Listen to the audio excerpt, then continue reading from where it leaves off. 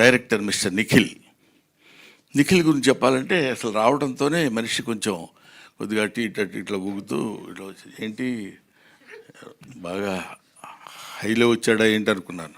అంటే కొంచెం టెన్షన్ ఇలా ఉన్నాడు, చేతులు ఏం లేదు కాబట్టి సార్ మీరు నమ్మినా నమ్మకపోయినా అన్నాడు.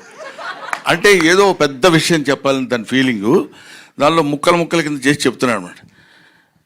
సార్ మీరు నమ్మినా నమ్మకపోయినా మీ మీద మీ పేరు పెట్టి మీ మీద ఒక స్టోరీ రాసుకున్నానండి అని చెప్పాలనుకుంటాడు. ఇది ఆ మ్యాటర్ నాకు తర్వాత మనకి ఇప్పుడు కానీ అర్థం అవ్వదు. సార్ మేము నమ్మినా నమ్మకపోయినా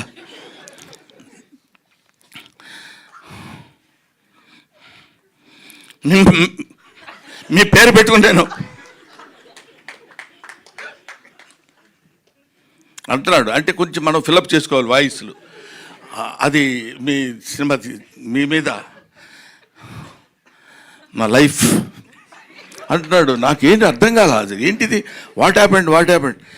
ఈయన పక్క నుండి చాలా క్లియర్గా చెప్పేవాళ్ళలాగా రాహుల్ చెప్పవయ్యా కంగారు